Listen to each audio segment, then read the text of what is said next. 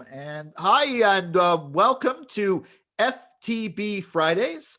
I am Jason C. McLean, your host, the editor-in-chief of Forget the Box. My guest is Don McSweeney, author and occasional FTB contributor. Welcome. Hello. Hello. Glad to be back.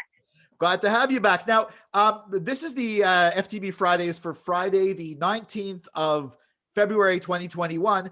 But just in case something comes up between the time we record and the time that this airs, and we were wondering why we're not talking about it, it's because we're recording this Thursday evening at 7:28 p.m. on the 18th of February. So that's when we're recording it. Now, normally we have like just sort of one topic we zone in on, but this time we're going to try something a little bit different, like a little rapid fire, going through some of the items in the news, beginning right here in Quebec with our Premier François Legault in the middle of his pandemic management, which some are criticizing. Some used to applaud, very few are applauding now, although apparently a large percentage of the population actually thinks he's doing a good job. He's decided to get into the culture war, recently talking about on a Facebook post about radical activists in university. Yes. Okay. So first of all, let me sum it up. He's making this about a freedom of expression thing, and I don't know why we're getting politicians involved in our academic process, because I think they have tribunals and stuff within themselves to deal with it. Yeah. Let me start by saying I don't believe in cancel culture. I mean, if there's no path to redemption, what's the point? And if there are topics that we can't discuss, I mean, yes, everybody should try to use words gently. But at the same time, I read today, I think it was the Gazette or CJD, or I can't quote it, but some teachers were saying that they weren't teaching about slavery in ancient Greece anymore because they just didn't want to talk about slavery. So, I mean, there are extremes at both ways where it can get out of hand. Yeah. And the thing is, he never denied systemic racism. In fact, he kind of doubled down and thinks everything's copacetic. And so when you don't acknowledge systemic racism and you fight for what could be argued as the oppressor or the whitewasher to go ahead and use this freedom of speech words, I don't like them together. Yeah. And also, I believe in freedom of speech, and I believe it's important to have freedom of speech in schools. And I don't love over wokeness. It makes me crazy. But you have to admit to systemic racism or you're just on the wrong side of history. I guess I believe I like the new term consequence culture rather than cancel culture. In particular, this incident, though, was actually something that he has no jurisdiction over. It was a University of Ottawa.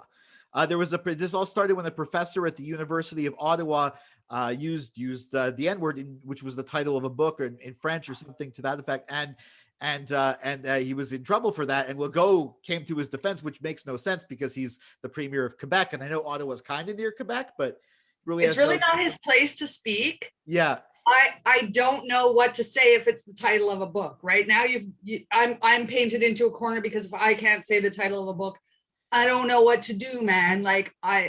But also, once again, I don't think he has a valid stand because he's like doubling down. And he's trying to be a right winger. He's trying to be a quote unquote conservative when reality, what's going on is anything. It's just basically, I think, just trying to distract from what's happening with the pandemic. Another thing he's doing is he's considering limiting enrollment in English schools in Quebec. So what are we doing here? Only, first of all, he's looking at limiting it in English CJEPs, and only salesmen and politicians benefit from ignorance, right? So it's like just so bold-faced that you're going to go ahead and be like, we'd like to keep your options limited and make sure that you don't have the choices that, frankly, as a university city, we're known for. How could we not be benefiting from it in our own city? And it's just going to make people take their money elsewhere. Yeah. Exactly. And it's also, I mean, also too, I think it's something. I mean, the PQ they were doing something to help Dawson College out. They were giving them some money, and the PQ started criticizing them, trying to get them to change it. So it seems like they're just trying to, I mean, all these parties are going for the same base. And really, I don't think anyone's really thinking about that right now. They're trying to distract. They're thinking about COVID. They're thinking about what's going on and how Legault is handling this, and getting involved in all these issues. I think it's just his attempt to distract, because that's the only curfew. Yeah, that's the only. I still can't go out at night. So forget what school if I had kids, they could go to. Yeah, and that's the other thing is I was trying to figure out how it benefits aside from keeping people limited. And it benefits because it allows them to cap it so that they don't have to address the subject of expanding places like Dawson as enrollment goes up, which, I mean, so basically you're just trying to take it out at the knees. And once again, you're going to chase the money outside of the province. Yeah, that's I mean that's I guess what Legault, maybe he's just talking to get his name in the press to show that he's on the certain side. Like it's such a red flag anytime somebody is trying to keep you dumber and limiting your options to learn what you want to learn in your hometown. Like that's just Yeah. What's moving on, staying in Quebec, but moving along from Legault, and I guess related to the pandemic, there's next weekend is usually the weekend Nuit Blanche happens. Have you ever been out on Nuit Blanche?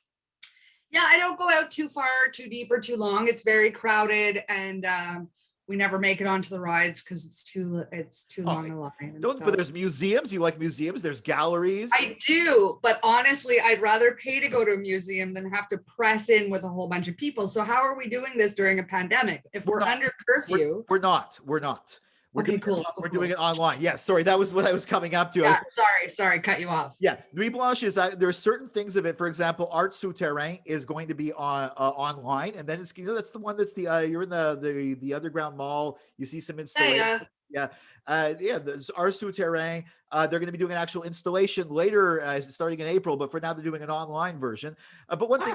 I like to go around. I like to go to there's the penguins at the botanical garden. The main thing I love about Nuit Blanche is the fact that the metro's open. Even if I don't want to see any, I always go to the Belgo building a few places. Even if they don't want to see anything, I always like taking a metro at 3 a.m. But that's not happening. That's happening online. Meanwhile, Osheaga, which is in August, is supposed to be happening. They already said it. Yeah. Now, I mean, so we have that. Like, I'm wondering how much of regular Montreal do you think we're going to get back this year? Like our events? I think it's really going to be hard to say because, okay, so today's numbers were above our 7-day average, which had gotten exceptionally low. We also haven't really started to deal with the variants. So I'm not a medical doctor opinion. I mean, it's all touch and go. Like, I want to party. I want to be in a crowded space with strangers.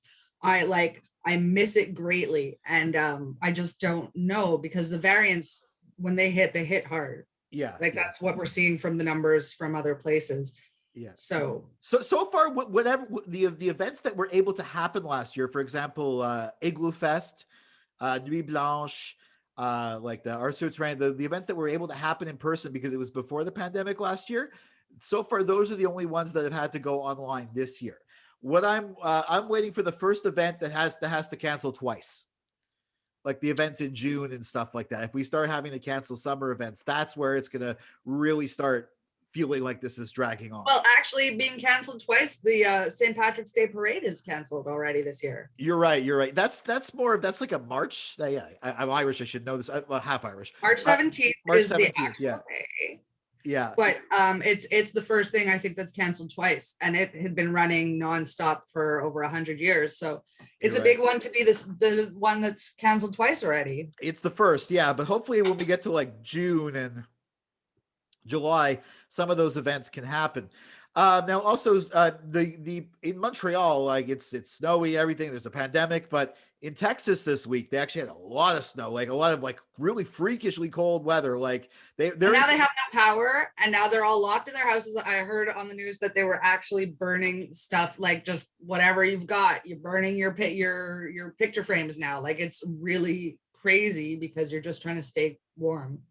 Yeah, they're pretty but the thing is, it's because they're not prepared for this type of their buildings are not prepared for this type of weather. And of course, the thing is, Texas, from what I understand, is not on the national grid in the US. It's on a specific Texas grid. And I believe it burns coal and gas, and it wasn't really shut down as soon as the temperatures dipped. Some of the right-wing people that were trying to blame it on like the wind farms and they're saying this is what it'll look like all the time if we have the Green New Deal, and they're trying to blame it on the left. When you have snow, you also have wind. Just putting that out there, you'd be all right.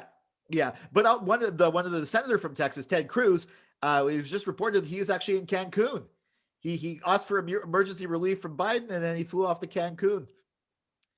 Yes. And I hear that I've heard some people online trying to defend him, like, well, what else do you expect him to do in a time like this? Which just, I mean, if that's the logic people are hitting up against, I don't even know where you take it. Like, it's a lack of leadership. It's absolutely showing his true colors, and his people will still embrace him. I don't know what to say. I watched hours and unhealthy hours of impeachment trial, and all I could say is, you get what you choose. Yeah. Yeah. I mean, and they chose him like people already knew who he was, and they chose him a second time. But like in a time like this, like it's crazy. It's one of those once in a lifetime, hopefully in most cases, less than once in a lifetime storms. It's a whole like state catastrophe. And you're just like, cool, I need a beach right now, especially considering pandemic. Like, who's supposed to even be traveling right now during a pandemic? And then you're going to abandon your own constituents as soon as they at least need your face for leadership. He's a butt. Yeah. Well, he and also one of the excuses on the Newsmax, which is this worse than Fox, worse than like whatever. They even said, "Oh, well, actually, he's a lot able to help out the situation from a location that's not affected. To be on the beach in Cancun, he's a lot more effective as a leader." Do you see what happens when we limit the options for education? Do you see what happens when we intentionally allow people like politicians to make sure that you stay ignorant so you believe whatever line you're fed? This is the problem. That's the end game. You have to make sure that you fight for your choices, and you make sure that you learn critical thinking, or you're just going to believe that. Yeah.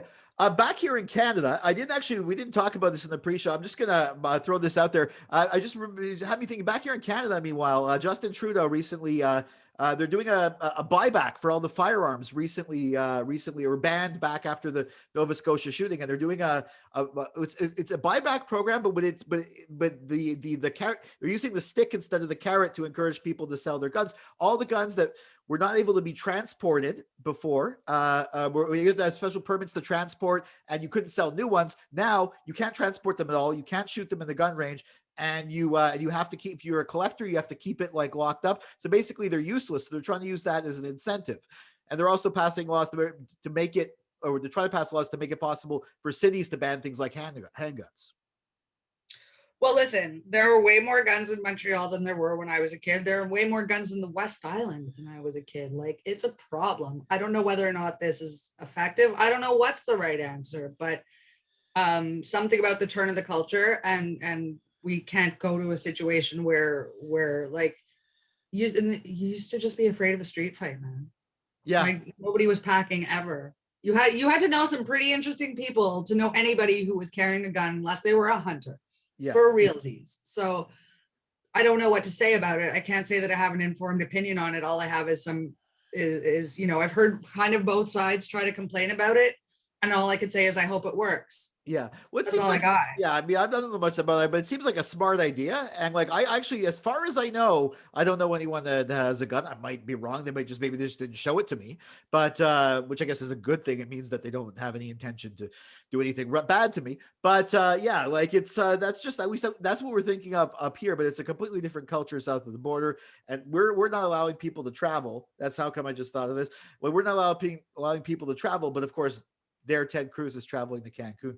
Well, I guess that was a little rapid fire. We did a rapid fire today of different topics. I had fun doing it. Thank you very much, Don.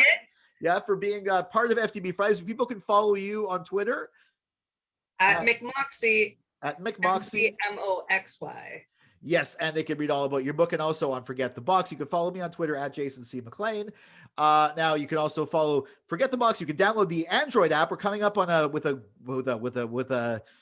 iPhone app or the Apple app is still in the works, but you get the Android app. You can also give a like, share, and subscribe to this video on YouTube, on Facebook as well too. Follow us on Facebook, on Twitter at Forget the Box, and of course for daily content, you can always check out forgetthebox.net, and we'll see you next week for another FTB Fridays.